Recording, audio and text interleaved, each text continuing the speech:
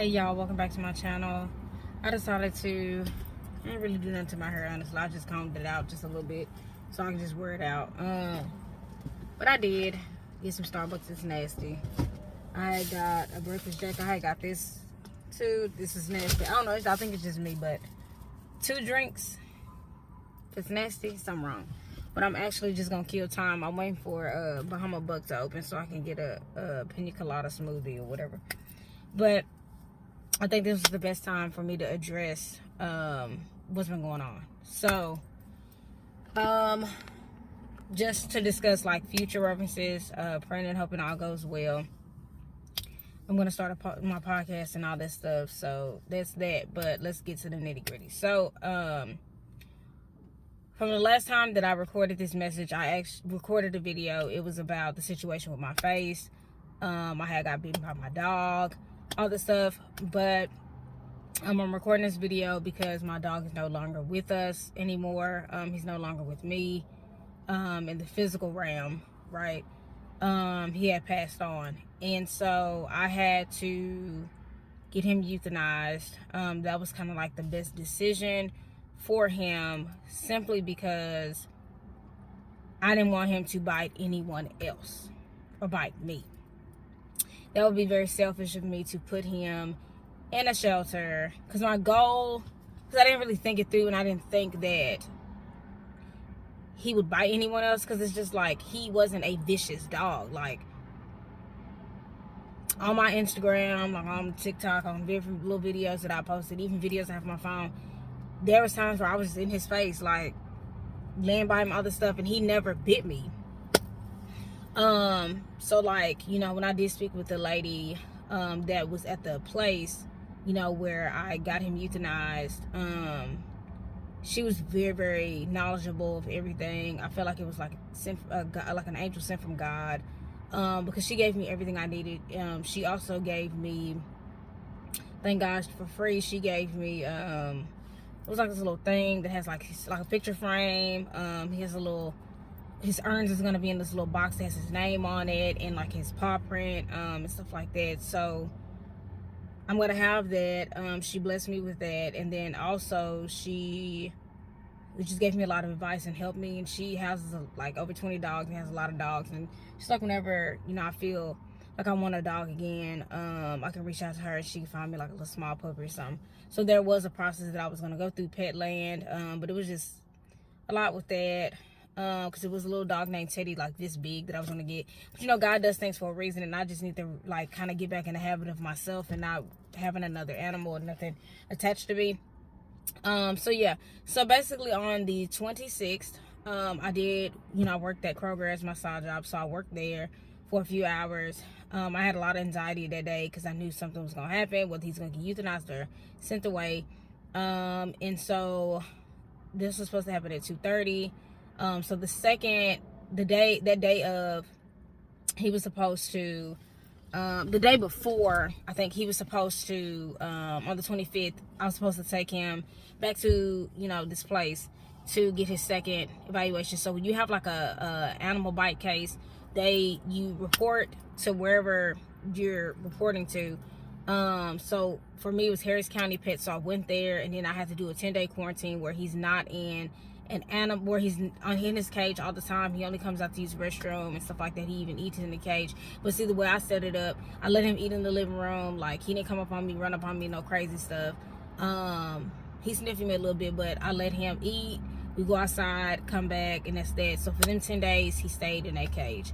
So then after that, he ended up, and then it's like, at this point, it's too far gone, right? Like, we're at the point where, like, I can't, since this is the second bite, I can't take him for behavioral training, because I took him for a little training and it helped, but it didn't, you know. And so whatever he had going on before I got him, right? So I got him from Bark when he was a year and a month, and I don't know how I didn't think of that. I thought I got him at 7 months for some reason, and I got him when he was a year. So there's things that probably could have already happened prior to me getting him. And then as he got older, he was adjusting to so many different environments, mind you, because he was at my aunt's house for a little bit. while I was finishing college, but he knew who I was, and he, you know, got home and everything was cool. But then as he gotten older, because he just turned 4 on the 9th, so as he gotten older, things was just changing about him. And I'm like, what the heck? So basically what happened was, just fast forward to the situation. So actually rewind. I'm rewind back to when I got bit. So when I got bit the first time, I had bought him a new pet bed in April. I bought him a new pet bed, and I guess he got startled because he jumped up and like bit me a little bit in my face, which I have a scar up here, and like in my head, and I had staples. Right, so then that's when I got the behavioral training, and I started learning more things about resource guarding and stuff like that. Everything had gotten better. So then, you know, time had passed in November. That's when I ended up, it was like 6 in the morning. There have been times he was in my room, in my bed, and sometimes he wasn't. But he didn't get used to being in my bed or nothing. So that morning I was laying down in my bed. It was 6 in the morning, getting ready, before I even got up to get ready for work. I don't know if I had rolled over. I don't know what could have happened, but he just like snapped me and bit me right here. And I think since his canines was the one that kind of hit, that's why I had to get stitches, and it kind of went a little deep, and stuff like that. So it's just like there's scarring like here, as you can see, here, and then here. So I'm gonna actually take this off. So thank God it's actually like healed. If you can see, like it's gotten a lot better compared to what it looked like at first. Yeah, so that was where they came from. That's how I ended up having, because when I went to the hospital and stuff like that, I had to report a bite case. Boom. And that's where all that came from. So he ended up 10 days later. I was supposed to go to Harris County Pets on the 25th. I was afraid for my life. I should have gotten a muzzle, but that seemed like that didn't work, because it didn't work when I bought it the next day to take him to the thing. But I was gonna have him in here, but I was scared, because when I like got next, it was just like when I got next to the car, like when there was so many things going on, he looked like he was gonna bite.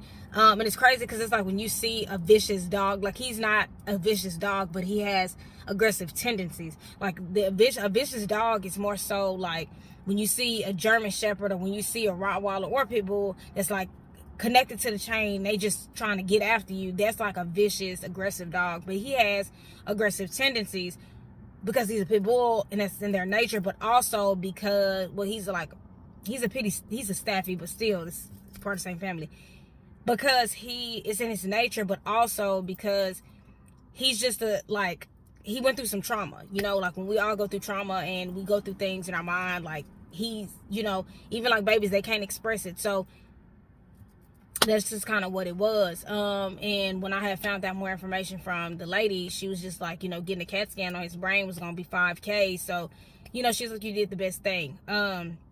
So yeah, it was just a lot for me, in that moment.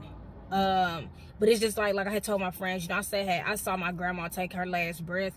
So I think that's why it wasn't as hard for me, but it was hard for me. And it's just more of a deeper thing, because I love that dog a lot. I loved it to the point almost like it was a human, and that was kind of like my mistake also, because I don't have children, don't really want them. But yeah, like I'm just a dog lover, like I'm just a pit bull lover, if that makes sense. And it's just like, it was just so hard for me to let that dog go, because some time ago, Kobe, he was the pit bull, the family pit bull. We had him since he was a little baby. And I think that's also another thing. If I had him when he was like this, it probably would have been different. But we had Pup when he was a little baby, but then when my dad took over, there was a whole nother ball game. He became this very, very vicious dog. However, anytime Pup sat in the car with me, he was never vicious towards me. I could put my face next to him. I can, you know, he'll give me paw, like he was never aggressive towards me. So I'm just like, why would my own dog turn against me like that? And that was just so weird, because Pug was 5, but my dog Dozer, he just turned 4. So I'm just like, this whole time, like Pug never snapped at me, but Pug unfortunately passed a couple summers ago. That was a lot. So yeah, like I never really fully got my closure with Pug, because Pug had passed because of a heat stroke, because he ran away and it was hot outside and it was stupid hot, and he ended up passing away like that. And then Dozer was with him. Dozer passed away, and I thought that both of them were gone, but I ended up getting my dog back. Boom. So there's just a lot of trauma that I have experienced just with the dogs alone. But just with me dealing with like my own personal problems, it was just so much for me. And I feel like the heat just intensified, and I'm like, what is going on? Why am I going through all of this crap? So yeah, like that was just that. But fast forward to the 26th. So since that was the situation, they were like, oh, you can just take him to Banfield, which is where I take him as, you know, to get his visits. So I took him to Banfield. They was like, you can just take him to Banfield. So I took him to Banfield. They called me. I was irritated because they were just like, oh, well, you know, you have to set like the second exam. And I was like, well, they told me that I could set the second exam with y'all and get through with the process. Because it's not like I was just trying to get the dog away, like, but I just needed this to hurry up because it was just so much. Because it's like, as the minutes was passing, my anxiety was getting worse. And by the grace of God, I made it through. It was just so much. So then after that, I end up going through that process. Thank God to my friend Bianca. I'm going to attach a photo or whatever. I'm going to attach a photo in the clip. I'm going to attach a photo in this video so you can see, like, me and my friend Bianca. She been through everything. Like, that's my dog. Like, she been through everything with me. So Bianca and I, we went together. She took me. She was supportive. She was like my emotional support person. So yeah, so she supported me through this whole process. She called this animal hospital, which is where we got him euthanized, and thank God everything worked itself out. I had a really good support system with that.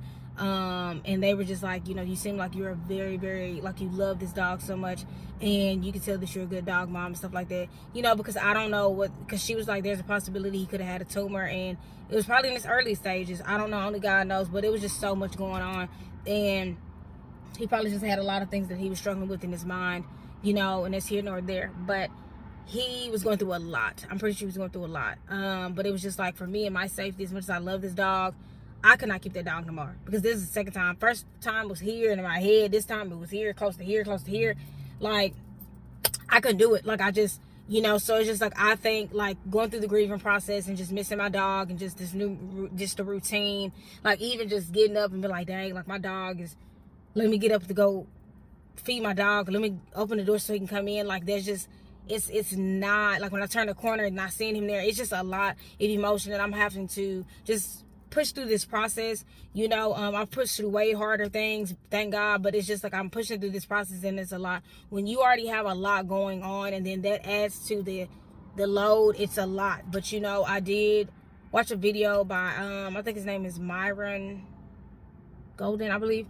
And I think it was him, or it was like another guy. But I watched this video when I was, after all that happened and after I decompressed, and it helped me get my mind together, you know, because I've been praying and asking God to help me find, like, this is a new season of my life where I'm having to let go of a lot of different emotional ties. And I think this was just kind of one of the things in that lesson that I had to learn. I have to learn to let go of things that I don't want to let go of. Or learn to just let go of certain things, like break certain emotional patterns, because I'm a pretty emotional person. So with that being said, with me being as emotional as I am, I have to let go of certain patterns, and it's something that I've been praying for. So it just took for this hard situation to happen for me to learn how to strengthen my emotional side and be more logical, but more importantly, be more spiritual, which is what I'm trying to be. So that was really the lesson in that I've learned. But it was difficult. This was a really difficult process for me. I'm still grieving day by day and trying to just push through it. Yesterday was my second day at home, so just being able to just sit there and just be in the living room and all this kind of stuff, it was a lot. So back to the situation. So when we got him euthanized, they pretty much told me what the deal was. They're gonna hook him up, put a catheter on his leg, hook him up, put a little liquid in there, put another liquid in there.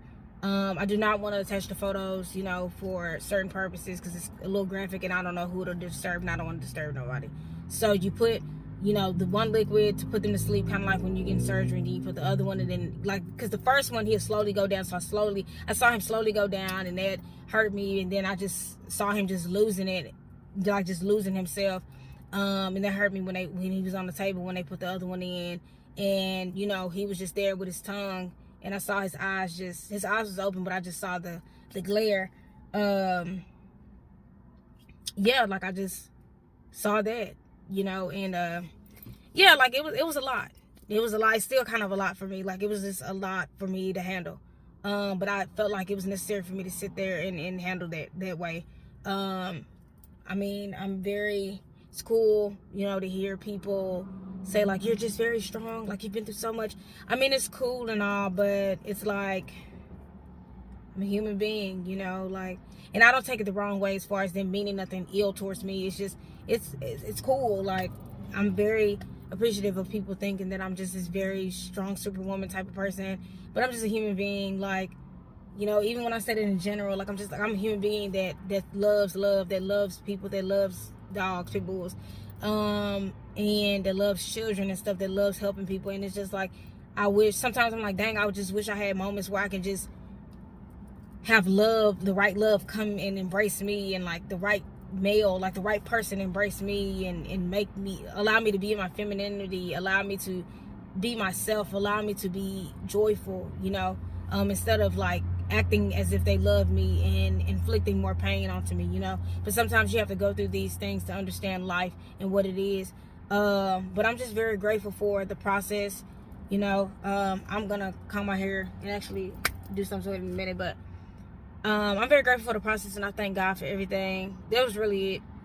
This was really it. I just want to kind of share this video and share a little bit of it. I hope that y'all have a wonderful day. Make sure you comment, like, comment, subscribe, give this video a thumbs up, and also just share, you know, share with some people. But yeah, just go ahead and like, comment, subscribe, give this video a thumbs up, and you know, just put some encouraging words, comments at the bottom. Prayers will be greatly appreciated, you know. Well, yeah, that's pretty much it. Bye.